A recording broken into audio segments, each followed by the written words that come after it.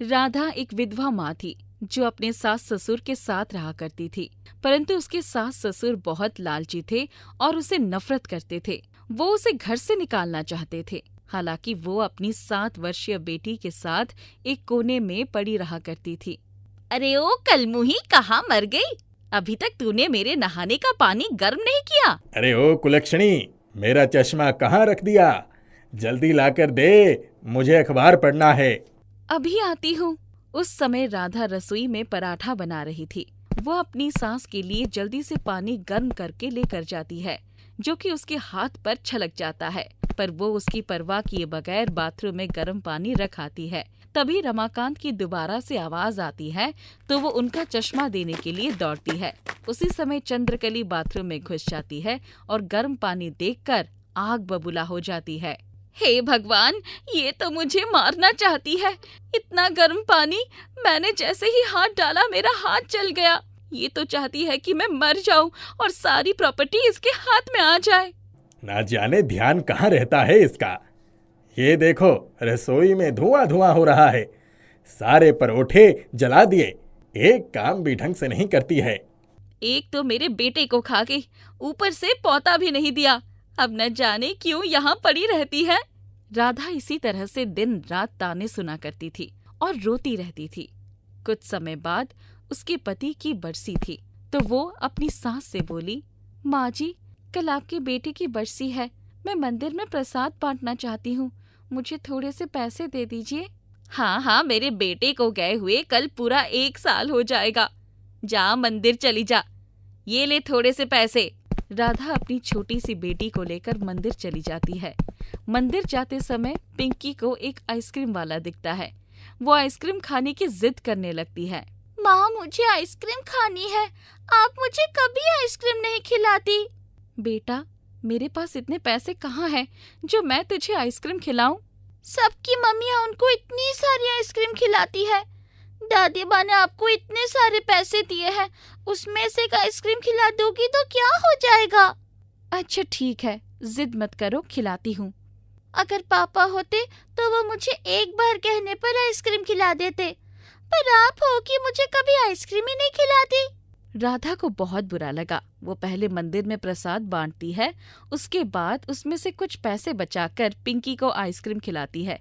तभी चंद्रकली भी वहाँ आ जाती है और दोनों माँ बेटी को आइसक्रीम खाते देखकर आग बबूला हो जाती है और उनसे कहती है, थोड़े से जो पैसे मैंने अपने बेटे की आत्मा की शांति के लिए दी थी, वो भी तुझसे बर्दाश्त नहीं हुए। उन पैसों से तू आइसक्रीम खा रही है? हाँ, तुझे तो बहाना चाहिए ना। माँ जी, पिंकी का बहुत मन था आइसक्रीम खाने का, इसलिए पिंकी के कहने पर प्रसाद में से थोड़े से पैसे बचा लिए और बच्चे का मन रखने के लिए उसको आइसक्रीम खिला दी। बच्चा तो बहाना है, खुद की जीभ चटोर मार रही होगी। सोचा होगा मैं थोड़ा घर से निकली हूँ तो अपनी जीभ के स्वाद को बढ़ा लेती हूँ, है ना? उस दिन चंद्रकली उन्हें अपने घर में नहीं घुसने देती और उन्हें धक्का मारकर वहाँ से भगा देती है। वो दोनों रोती हुई अपने नसीब को कोसती हुई जंगल की ओर चल पड़ती है। जंगल पहुंचकर वो एक पेड़ के नीचे बैठ जाती है। थोड़ी देर बाद उन्हें एक खरगोश दिखाई देता है जिसकी कमर पर एक कुब्बड़ होता है। माँ, ये खरगोश तो बहुत अजीब है। इसकी कमर पर तो बहुत बड़ा फोड़ा है। मैं जानता हूँ तुम दोनों बहुत अच्छी हो और तुम मेरी मदद कर सकती हो। तुम बोलने वाले खरगोश हो? हाँ, मैं बोलने वाला खरगोश हूँ, पर जो सच्चे दिल वाला होगा वही मेरी आवाज सुनेगा और वो मेरी मदद करेगा। इसीलिए मैं तुम्हारे सामने आया हूँ। हम तुम्हारी मदद कैसे कर सकते हैं? इस जंगल में नीली नदी के पास एक खेत है जहाँ पर एक सुनहरी गाजर है। अगर तुम वो लाकर मुझे दे दो तो उसे खाकर मैं अपनी इस बीमारी से निजात पा सकता हूँ। ठीक है, हम अभी तुम्हारे लिए वो सुनहरी गाजर लेकर आते हैं। राधा और पिंकी नीली नदी के पास पहुंच जाती है जहाँ पर एक सुनहरी गाजर बीचों बीच चमक रही होती है। राधा जैसे ही उस खेत में अपना पैर रखती है तो उसको जोरदार झटका लगता है और वो पीछे की तरफ जाकर गिर जाती है। तभी खेत में से आवाज आती है, इस खेत में तुम तभी कदम रख सकती हो जब मेरी एक पहेली का जवाब दोगी।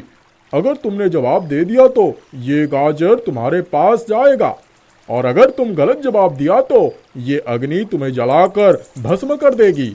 मैं तुम्हारे सारे जवाब देने के लिए तैयार हूँ। तो सुनो, मैं कौन हूँ जो एक आदमी को दो बना देता है। राधा सोच में पड़ जाती है। तभी पिंकी उसके कान में उसका जवाब बताती है। राधा खुश होकर जवाब देती है, इसका उत्तर है आईना। बिल्कुल सही जवाब। अब तुम ये गाजर ले सकती हो। राधा खुशी खुशी उस सुनहरी गाजर को लेकर खरगोश के पास पहुंचती है। सुनहरी गाजर को खाकर खरगोश एक परी का रूप ले लेता है और कहता है, मैं एक श्राप के कारण खरगोश बन गई थी और उस श्राप को तोड़ने का जरिया ये सुनहरी गाजर ही था। तुमने श्राप से मुझे मुक्त किया है, मैं तुम्हें इसका इनाम देना चाहती हूँ। मेरा ये जो बिल है, इसमें तुम जितनी बार हाथ डालोगी तुम्हें एक आइसक्रीम मिलेगी। अगर विश्वास नहीं आता तो पिंकी हाथ डालकर आइसक्रीम निकाल लो। पिंकी जैसे ही उस बिल में हाथ डालती है तो उसमें से एक आइसक्रीम बाहर निकलती है, पर वो आइसक्रीम मिट्टी की बनी होती है, जिसे देखकर राधा और पिंकी दोनों को आश्चर्य होता है। इस पर परी कहती है, घबराओ मत, ये देखने में मिट्टी की आइसक्रीम लग रही है, पर खाने में बिल्कुल असली आइसक्रीम का स्वाद है। ये कभी पिघलती नहीं है, ना ही टूटती है। पिंकी और राधा जैसे ही उस आइसक्रीम को खाती है तो उनको उसका स्वाद बहुत अच्छा लगता है। वो परी वहाँ से गायब हो जाती है।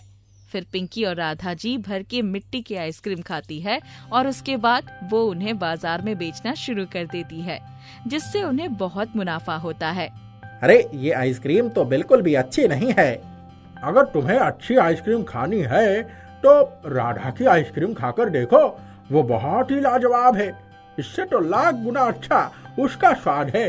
वो देखने में मिट्टी की आइसक्रीम लगती है, पर खाने में मजा ही आ जाता है। वाह! अब राधा की आइसक्रीम की दुकान के आगे लाइन लगी रहती थी।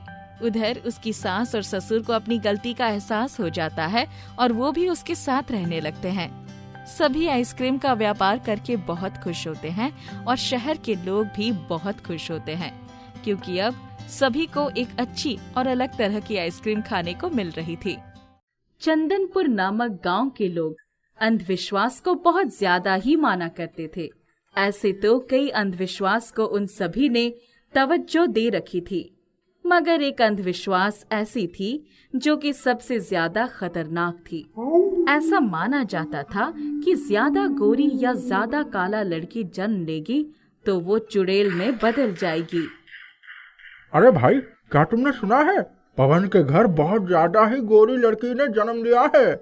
चल भाई, सरपंच जी के साथ उसके घर चलते हैं और उस चुड़ैल को खत्म कर देते हैं। सभी गांव वाले सरपंच के साथ पवन के घर आते हैं और उसकी बेटी को मार डालते हैं। हमने चुड़ैल तैयार होने से बचा लिया। चलो भाइयों, हमारा काम हो गया। इसी तरह किसी के घर बहुत ज्यादा गोरी या बहुत ज्यादा काली लड़की जन्म लेती थी तो सभी मिलकर उसे मार डालते थे। गांव में एक अमरजीत नाम का व्यक्ति था। उसकी पत्नी कुछ ही महीनों में मां बनने वाली थी, मगर अमरजीत ये सोचकर परेशान था कि कहीं ये गांव वाले उसके बच्चे को भी न मारते। माला, मैं अपने बच्चे को लेकर बहुत चिंतित हूँ। सोचो, अगर हमें भी बेटी हुई और वो बहुत ज्यादा गोरी या बहुत ज्यादा काली हुई तो गांव वाले उसे मार ही डालेंगे। जी, यही सोचकर तो मैं भी डर जाती हूँ। मैं अपने बच्चों को खोना नहीं चाहती। कितने सालों तक पूजा अर्चना के बाद तो भगवान ने मुझे माँ बनने का मौका दिया, अब मैं इसे नहीं खो सकती। तुम चिंता मत करो, मैं हमारे बच्चे को कुछ भी नहीं होने दूंगा। कुछ ही महीने बीत जाते हैं। अमरजीत की पत्नी ने 2 जुड़वा बेटियों को जन्म दिया।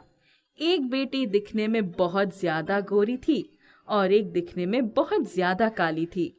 ये देख अमरजीत बहुत डर जाता है। हे भगवान, ये क्या हो गया? अब तो गांव वाले मेरी दोनों बच्चियों को मार डालेंगे। नहीं नहीं, मैं ऐसा नहीं होने दे सकता। अमरजीत सोचता है कि वो अपनी बच्चियों को छिपाकर रखेगा और गांव वालों को ये नहीं पता चलने देगा कि उनके घर में किस रंग के बच्चे हुए हैं। यही बात अमरजीत अपनी पत्नी को बताता है। जी ये कैसा मुमकिन है? अभी तो घर के बाहर कई लोग आ चुके हैं, हम उनसे ये कैसे छिपा पाएंगे? तुम एक काम करो, जोर जोर से रोना शुरू करो, तब तक मैं बच्चियों को छुपा कर आता हूँ। अमरजीत की पत्नी रोना शुरू कर देती है। तब तक अमरजीत अपने बच्चियों को घर के पीछे वाले कमरे में छिपाकर वापस घर आ जाता है और वो भी रोता हुआ घर से बाहर निकलता है। अरे क्या हुआ अमरजीत, लड़का हुआ या लड़की? अगर लड़की हुई तो किस रंग की लड़की हुई है? अमरजीत रोते हुए कहता है, क्या बताऊं आप लोगों को, हमारा बच्चा नहीं रहा। हाँ, मगर माला की तबीयत अभी सही है। ये सुन गांव वाले दुखी होकर अमरजीत को सांत्वना देते हैं और वहां से चले जाते हैं। अमरजीत घर के अंदर आता है और माला को सारी बातें बता देता है और सच्चाई किसी को ना बताने को कहता है। अमरजीत घर के पीछे जमीन खोदना शुरू कर देता है और एक बहुत ही गहरा गड्ढा बनाकर वो वही अपनी बच्चियों को रखने का इंतजाम करता है। मैं इस जमीन के अंदर ही अपनी बच्चियों के लिए घर बनाता हूँ, यही सही रहेगा। अमरजीत जमीन के अंदर गहराई तक खुदाई करके एक घर बनाने में लग जाता है। जब अमरजीत मिट्टी की खुदाई कर रहा था तभी उसे लाल मिट्टी दिखती है और जैसे जैसे अमरजीत खुदाई कर रहा था लाल मिट्टी गिरी जा रही थी। अरे ये लाल मिट्टी कहाँ से आ रही है? अमरजीत आगे बढ़ने लगता है, तभी वो लाल मिट्टी वाले रास्ते से एक दूसरी दुनिया में पहुंच जाता है। वहां सभी चीजें लाल और बहुत ही खूबसूरत दिख रही थी। ऐसा लग रहा था किसी ने सभी चीजों को अपने हाथों से सजाया हो। ये मैं कहाँ आ गया? अब वापस कैसे जाऊंगा? अमरजीत उदास होकर एक और बैठ जाता है। तभी वहां एक लाल परी आती है। क्या हुआ, तुम इतने उदास क्यों हो? आप कौन है? मैं लाल परी हूँ और यही रहती हूँ। तुम बताओ, तुम उदास क्यों हो? मुझे पता नहीं, मैं यहाँ कैसे आ गया। मुझे वापस अपनी बच्चियों के पास जाना होगा। अगर किसी ने उन्हें देख लिया तो वो उन्हें मार देंगे। क्यों? कोई तुम्हारी बच्चियों को क्यों मारेगा? इस पर अमरजीत लाल परी को अपने गांव के अंधविश्वास के बारे में बताता है। अमरजीत अपनी बच्चियों के जन्म के बाद से ही मिट्टी की खुदाई करके घर बनाने में लग गया था। वो पिछले 5 सालों से यही कर रहा था। उसकी दोनों बेटी 5 साल की हो गई थी और अभी भी वो जमीन के अंदर ही रह रही थी। अमरजीत, वापस गांव वालों के पास जाओ और उन्हें बोलो कि तुमने उनसे झूठ बोला था कि तुम्हारे बच्चे नहीं बच पाए और वो बच गए थे, और तुम्हारी 3 बेटियां हैं जो कि अपने नाना के पास रह रही थी और अब वो यहाँ आई है। लाल परी एक छोटी बच्ची में बदल जाती है। अमरजीत तीनों बच्चियों को गांव वालों के पास लेकर आता है और वही कहता है जो लाल परी ने कहा था। एक लाल, एक बहुत ज्यादा काली और एक बहुत ज्यादा गोरी लड़कियों को देख गांव वाले बहुत गुस्सा हो जाते हैं और अमरजीत को मारने के लिए दौड़ते हैं। अमरजीत उन्हें रोकता है और कहता है, अरे अरे रुकिए, मेरी तीनों बेटियां बहुत ही सिद्ध और ज्ञानी हैं। ये तीनों किसी भी बुरे चीज को भला बना सकती हैं। अगर किसी की तबीयत खराब है और मेरी बेटियां अगर उसे छू लेंगी तो वो सही हो जाएगा। अमरजीत की दोनों बेटियों के साथ लाल परी भी जाया करती थी। अमरजीत की दोनों बेटियां जहां जाती वहां अगर किसी को छू लेती थी तो वो बिल्कुल अच्छा हो जाता था और ये सब लाल परी की वजह से ही मुमकिन हो पाया था। कई लोग ऐसे थे जो अमरजीत की बातों पर विश्वास नहीं कर रहे थे। अरे भाइयों, अमरजीत हमें मूर्ख बना रहा है। इसकी बेटियों में कोई खास शक्ति नहीं है। सुनो, तुम दोनों उन आदमियों के पास जाओ और उन्हें छुओ। दोनों बच्ची उनके साथ पास आती है और उन्हें छूती है। उन दोनों के छूते ही सभी के कष्ट दूर हो जाते हैं। नहीं भाई, नहीं, हम गलत सोच रहे थे। अमरजीत की बेटियां तो सच में चमत्कारी हैं। एक दिन गांव में बकरे की बलि दी जाने वाली थी। ये देख लाल परी बकरे के अंदर घुस जाती है और तब बकरे के अंदर देवी आ जाती है और बकरा कहता है, नहीं नहीं, मुझे मत मारो, मैं तो देवी हूँ, मेरी बलि मत चढ़ाओ। ये सुन गांव वाले उस बकरे की बलि नहीं चढ़ाते हैं और उसके बाद गांव में जितने भी अंधविश्वास को माना करते थे वो सब बंद कर दिया जाता है और धीरे धीरे लोग काली गोरी में विश्वास करना बंद कर देते हैं और बिल्कुल आम लोग की तरह रहने लगते हैं। लाल परी भी वही उसी गांव में हमेशा के लिए रहने लगती है। ममता अपनी बेटी मनीषा के साथ अपने मालिक मालकिन के घर में रहती थी, जहां वो नौकरानी का काम करती थी। ममता का पति शराबी था, उसे घर बार से कोई मतलब नहीं था, इसलिए वो अपनी पत्नी और बच्ची को छोड़कर चला गया था। अपना और अपनी बेटी का पेट चलाने के लिए ममता नौकरानी का काम करती थी। मनीषा, तू पढ़ाई कर, तब तक मैं सारा काम निपटा कर आती हूँ। ठीक है माँ। ममता काम में लग जाती है। तभी ममता की मालकिन अभिलाषा वहाँ आती है। अरे ममता, अभी तक तूने काम खत्म नहीं किया। दिन प्रतिदिन तू आलसी होती जा रही है। ऐसे ही रहा तो तुझे जल्दी ही काम से निकाल दूंगी और किसी और को रख लूंगी। नहीं नहीं मालकिन, ऐसा मत कीजिए। आप मुझे काम से निकाल देंगी तो मैं कहाँ जाऊंगी? हाँ तो सही से काम कर, वरना वो दिन दूर नहीं होगा मैं तुझे काम से निकाल दूं। जी आप चिंता मत कीजिए, कल से मैं सारा काम जल्दी खत्म कर लूंगी। हाँ ठीक है, वो तो कल ही देखेंगे। अभिलाषा की एक बेटी थी नैना। नैना बहुत जिद्दी और घमंडी थी। ये सब उसने अपनी माँ से सीखा था, क्योंकि उसकी माँ उसे गलत काम में बढ़ावा देती थी। माँ देखिए ना, पिताजी क्या कह रहे हैं। क्या कह रहे हैं वो? पिताजी कह रहे हैं कि वो मुझे नई सैंडल नहीं दिलवा देंगे। क्यों? क्यों नहीं दिलवा देंगे नई सैंडल? मेरी बेटी की इच्छा जरूर पूरी होगी। उनको छोड़, तू मेरे साथ शाम में बाजार चल। मैं आज के आज तुझे नई सैंडल दिलवा देती हूँ। अरे अभिलाषा, क्या जरूरत है नई सैंडल की? जरा एक बार देखो तो सही, इसके पास कितनी सारी सैंडल पड़ी है। वो सब मैं नहीं जानती, मेरी बेटी की इच्छा मैं जरूर पूरी करूंगी। शाम के वक्त वो दोनों बाजार जाते हैं और नई सैंडल खरीद कर लाती है। बोल बेटा, अब तो खुश है ना? हाँ माँ, मैं तो बहुत खुश हूँ। ये सब मनीषा एक कोने में खड़ी होकर देख रही थी। मैं अभी इसे पहनती हूँ।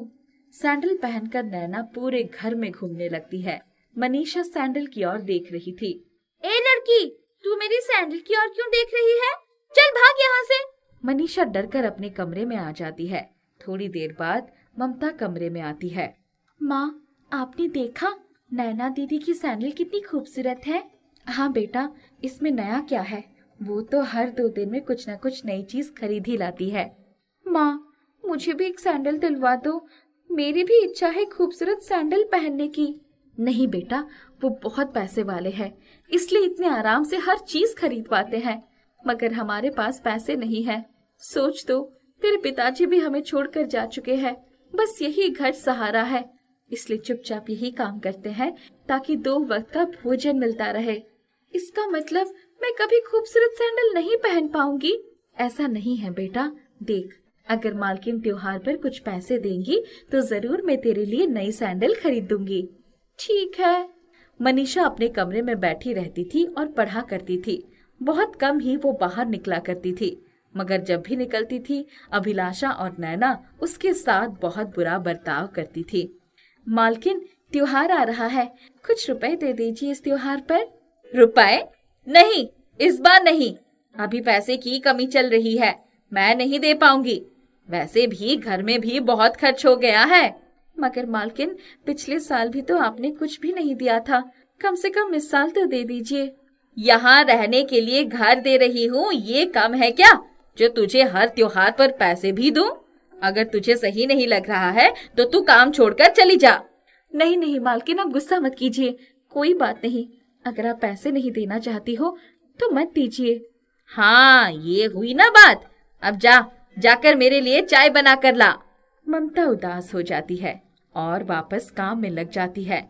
नैना एक महंगी स्कूल में पढ़ा करती थी, वहीं मनीषा एक सरकारी स्कूल में पढ़ा करती थी। मनीषा को समय पर किताब भी नहीं मिल पाता था, वो अपने दोस्तों से किताब मांगकर पढ़ा करती थी। इधर नैना के पास एक से बढ़कर एक कॉपी, किताब, बैग होने के बावजूद नैना मन लगाकर नहीं पढ़ा करती थी। कम चीजों के बावजूद मनीषा मन लगाकर पढ़ती थी। एक दिन अभिलाषा एक ज्योतिष को घर बुलाती है। महाराज जी, मेरी बेटी को देखिए और बताइए इसका भविष्य कैसा होगा। मुझे यकीन है ये आगे चलकर कुछ ना कुछ अच्छा करेगी, मगर फिर भी आप एक बार देख लीजिए। ममता और मनीषा भी वही खड़ी थी। वैसे तो नैना बिटिया समझदार है, मगर इसका भविष्य कुछ सही नहीं लग रहा।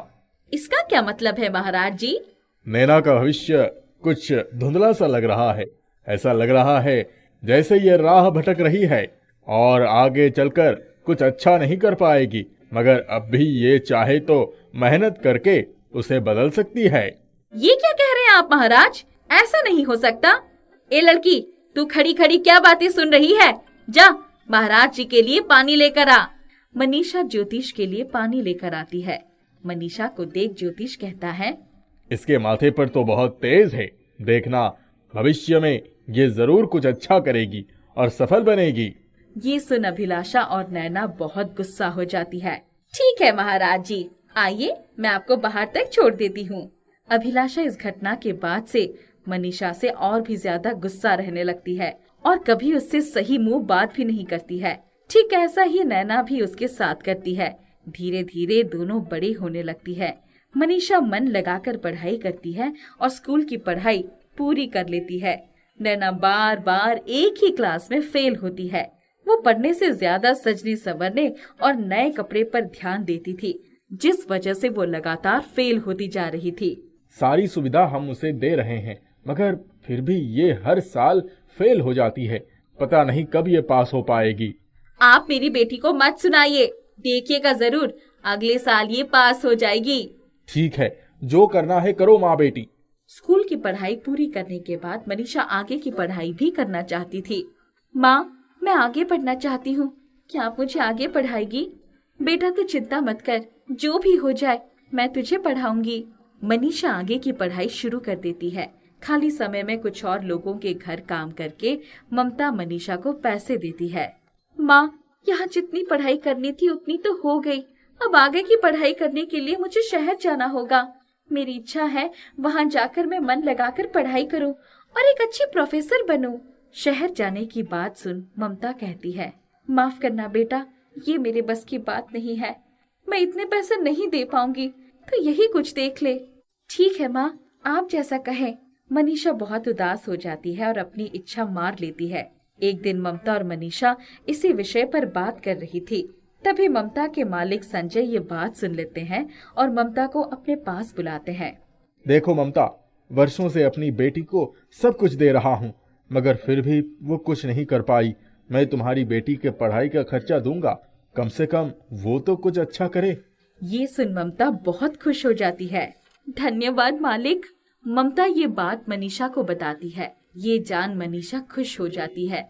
कुछ दिनों में मनीषा शहर आ जाती है और वहाँ पढ़ाई करने लगती है। मनीषा की पढ़ाई, रहने खाने का जो भी खर्च था वो संजय देता था, मगर अपनी पत्नी और बेटी को पता नहीं चलने देता था। कई साल बीत जाते हैं। मनीषा पढ़ाई खत्म कर चुकी थी और अब वो एक सफल प्रोफेसर बन चुकी थी। वो वापस अपने माँ के पास आती है। माँ, मेरी इच्छा पूरी हो गई, मैं प्रोफेसर बन गई। बेटा, इसका पूरा श्रेय मालिक को जाता है, चल उन्हें धन्यवाद कहते हैं। ममता और मनीषा संजय के पास आती है और धन्यवाद कहती है। मुझे बहुत खुशी हुई, तुमने अपनी इच्छा पूरी कर ली और ये मुकाम हासिल किया। इसके बाद से ममता और मनीषा की पूरी जिंदगी बदल जाती है। उन्हें वो सब कुछ मिलता है जो उन्हें कभी नामुमकिन लगा करता था।